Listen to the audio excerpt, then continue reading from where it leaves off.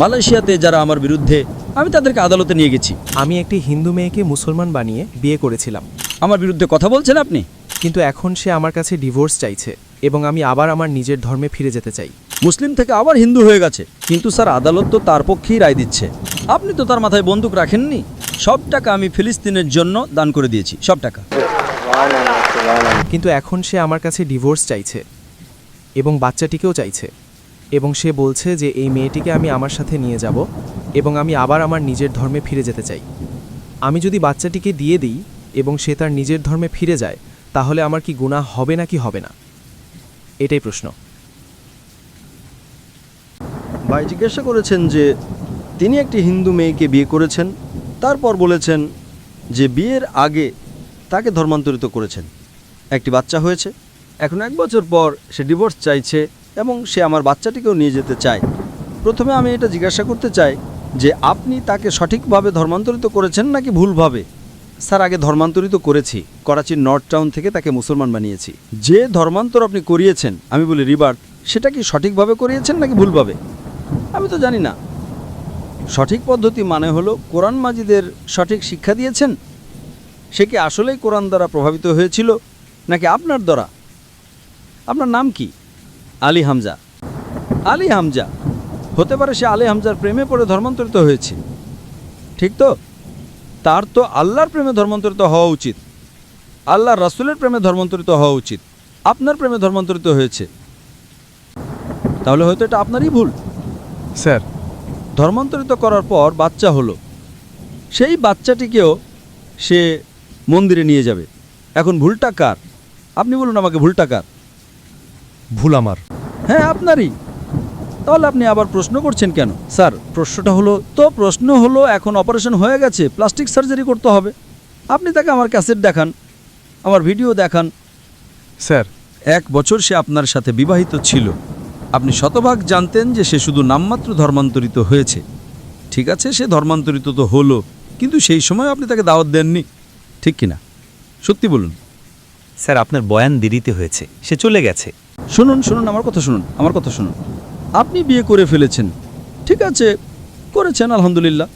আপনি জানতেন যে সে নামমাত্র ধর্মান্তরিত হয়েছে, সেই সময়ে তো আপনার উচিত ছিল তাকে সঠিক দাওয়াত দেওয়া, ঠিক কিনা? ঠিক।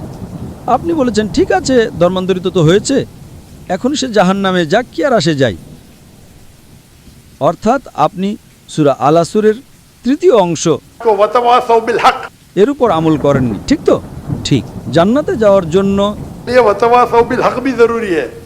আপনি নিজের স্ত্রীর সাথে এটা করেননি, তো আল্লাহর কাছে আগে ক্ষমা চাইতে হবে। এখন প্লাস্টিক সার্জারি করুন। আপনি বুঝলেন তো? জি স্যার। যদি আপনার স্ত্রী ডিভোর্স নেয়, আমি জানি না পাকিস্তানের শরিয়া কোড আছে কিনা, কিন্তু শরিয়া অনুযায়ী আপনার স্ত্রী ইসলাম ত্যাগ করতে পারে না। যদি সে ত্যাগ করে, তাহলে সে আপনার মেয়েকে নিয়ে যেতে পারে না। যদি সে মুসলিম থাকতো, তাহলে কাজী সিদ্ধান্ত নিত যে বাচ্চার বয়স কত, সে কার অধিকারে যাবে। কিন্তু কোনো কাজী ইসলামিক আদালতে একজন মুসলিম মেয়েকে কোনো অমুসলিম পুরুষ বা মহিলার কাছে পাঠাতে পারে না। কিন্তু স্যার, আদালত তো তার পক্ষেই রায় দিচ্ছে। হ্যাঁ, আদালত পাকিস্তানের আদালত। আমি তো ভেবেছিলাম পাকিস্তান শরিয়া অনুসরণ করে। না, আমি ভেবেছিলাম মালয়েশিয়াতে, মাশাআল্লাহ, মালয়েশিয়াতে অনেক এমন ঘটনা ঘটে। যদি কোনো মুসলমান বলে আমি অমুসলিম হতে চাই, তাহলে অনুমতিই নেই। কি বলবে? আপনার কাউন্সেলিং প্রয়োজন। আপনি একবার নিজের ইচ্ছায় মুসলমান হওয়ার সিদ্ধান্ত নিয়েছেন, এখন বলছেন আমি অমুসলিম হতে চাই। কিভাবে হতে পারেন ভাই? কাউন্সেলিং, 6 মাস কাউন্সেলিং, আবার আসলে আবার কাউন্সেলিং। আপনি বুঝলেন তো? জি স্যার, এ কারণে আমি মালয়েশিয়াকে বেছে নিয়েছি, বুঝলেন তো? আপনি বলছেন এখানে সে হিন্দু থেকে মুসলিম হয়েছে, মুসলিম থেকে আবার হিন্দু হয়ে গেছে, এবং আদালত রায় দিয়েছে যে, তাহলে এটা প্রজাতন্ত্র, ইসলামিক প্রজাতন্ত্র পাকিস্তান কিভাবে হলো তাহলে? হয়েছে স্যার। মাফ করবেন, আমি সরকারের অতিথি। যদি অতিথি হয়ে থাকি, তাহলে তো হেদায়েত দেওয়া উচিত, তাই না? নাহলে আল্লাহ তাআলা বলবেন অতিথি বানিয়েছে কিন্তু হেদায়েত দাওনি। কিছু হেদায়েত তো একান্তে দেওয়ার বিষয় থাকে, যা আমি মাশাআল্লাহ একান্তেই দিয়েছি। একান্তে দেওয়াই শ্রেয়, কিন্তু জনসম্মুখে প্রশ্ন এসেছে, তাই বলতেই হবে। যদি ইসলামিক রাষ্ট্র হয় আর তা যদি শুধু নামেরই হয় তাহলে ছেড়ে দিন, কিন্তু যদি কাজেও ইসলামিক হয় তাহলে ইসলামের অনুমতিই নেই। ইসলামে মুসলমান হয়েছেন তো হয়েছেন, নিজের ইচ্ছায় হয়েছেন। আপনি তো তার মাথায় বন্দুক রাখেননি। না স্যার। বন্দুক রাখলে তাহলে তা বাতিল হতে পারে। যেমন মালয়েশিয়াতে যদি প্রমাণ হয়ে যায় যে জোর করা হয়েছে, তাহলে সে আবার পূর্বের ধর্মে ফিরে যেতে পারে। বন্দুক তো রাখেননি। না স্যার, একদম না। তাহলে তো শেষ। তো আপনাকে একটু চেষ্টা করতে হবে। এখানে মালয়েশিয়াতে একটা ফেডারেল কোড এবং একটা ইসলামিক কোড আছে, মাশাল্লাহ। আর মালয়েশিয়াতে মুসলমানের সংখ্যা মাত্র 63%। 63%, 63%. কিন্তু মাশাল্লাহ ইসলাম হলো ভোট ব্যাংক। তো যখন আমার কাছে 15টা দেশ থেকে দাওয়াত এলো যে সে এখানে থাকুন ওখানে থাকুন, তখন আমি তো তদন্ত করব, তাই না? ঠিক কি না? জি স্যার। তারা বুক ফুলিয়ে আমার জন্য দাঁড়িয়ে থাকে মাশাল্লাহ। 4 বছরে 5 জন প্রধানমন্ত্রী মাশাল্লাহ। তো যদি ইসলামিক শরিয়া থাকে তাহলে শরিয়া অনুযায়ী যদি একজন মুসলিম নারী অমুসলিম হয়ে যায়, সেটার অনুমতি আছে কি নেই সেটা অন্য ব্যাপার, কিন্তু সে বাচ্চাটিকে নিয়ে যেতে পারবে না। আপনি বুঝলেন তো? জি স্যার। এখানে কিছু উচ্চ আদালত, আপনার আইনজীবী হয়তো শক্তিশালী নন, একজন ভালো ইসলামিক আইনজীবী ধরুন। আমিও আইনজীবী, আমি ইসলামের আইনজীবী, বুঝলেন তো? জি স্যার। আমি মালয়েশিয়াতে যারা আমার বিরুদ্ধে,